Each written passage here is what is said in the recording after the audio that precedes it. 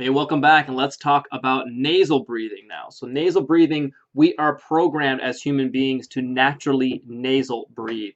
So interesting, we look at these things as again, like I said, with the breastfeeding, the kids and they're breathing through the nose, they're kind of getting to that point where they're working pretty hard to suck that milk out of the breast tissue.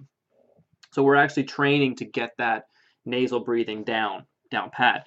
And I know singers and a lot of people that use their voice do a lot of breath training. It has a lot to do with, using the nose and the breathe and the breathing in and breathing out. A lot of singers would know what I'm talking about. I know there's a lot of singers on my list, so shout out to my singers. So when we look at the benefits of nasal breathing, let's talk about those things. We have a better ability to regulate bacteria, believe it or not. So sometimes those things that we breathe in can bring friendly things happening to our body as well. So there are friendly things in our environment that when we use our nose and we keep it properly humidified, it doesn't get too dry, it doesn't get too cracked, it doesn't get too mucousy.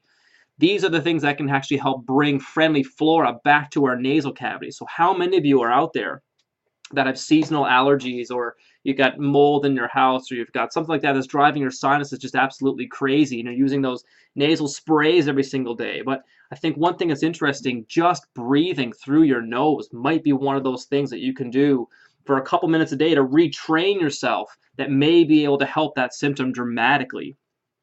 Another thing that I found quite interesting when I did the research on this was there's a substance in the body called nitric oxide. And what nitric oxide does, it opens up blood vessels to allow various things inside your body. So interesting, when you look at your lungs, for example, when you breathe in nitric oxide, it opens up the bronchial dilator cavities to let more air into those sacs that we have in our lungs that filter out the carbon dioxide and exchange it with oxygen. So nitric oxide is very, very important to do that. And breathing through your nose, and interesting, humming has been proven to increase that effect dramatically. So I know for me, one thing that I do when I find myself that I'm yawning a little bit, I'll hum.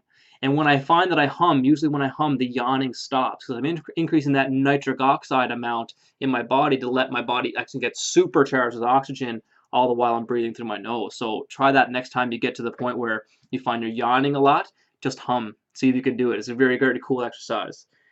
When you breathe in through your nose as well, you actually you activate your diaphragm. When your diaphragm gets activated, it actually helps, it massages the digestive tract a little bit. So it works with the stomach and the rib cage and all the surrounding abdominal muscles to give your insides a little bit of a massage. So those of you suffering a little bit with, maybe it's acid reflux or poor digestion, whatever the case may be, I think we need to take some time here before we get to our meal to take a couple of deep nasal breaths, see if we can get to that state of relaxation, number one. But number two, if we can get those muscles that are involved in moving our digestive tract going, we might find that our meals are a little bit better digested. Again, can you imagine just by doing a simple nasal breathing technique? I think this is incredible.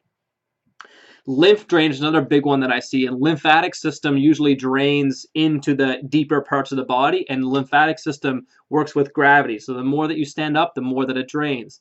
But interesting, lymphatic system is found in around your muscles as well. So when you contract them, the more you move the lymph down to the areas that you're looking for. So this is another possibility for those of you that have sluggishness or congestion. These might be the things needed to start doing to get that moving. Again, that little internal massage that you can do by just breathing in through your nose by changing the pressure in your abdominal cavity might very well help you in the sense of feeling better. It's also been proven to decrease your heart rate, increase your brain waves, and increase what's called coherence.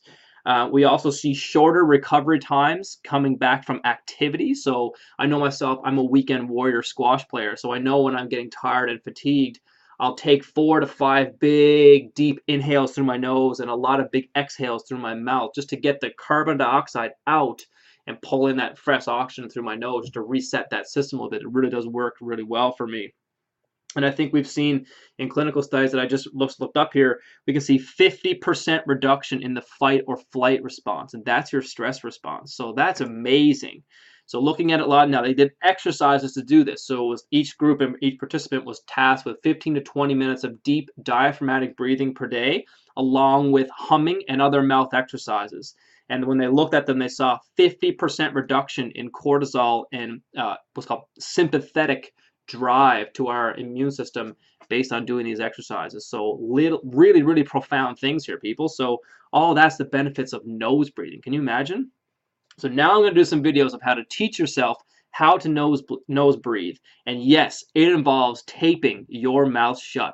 So let's jump in.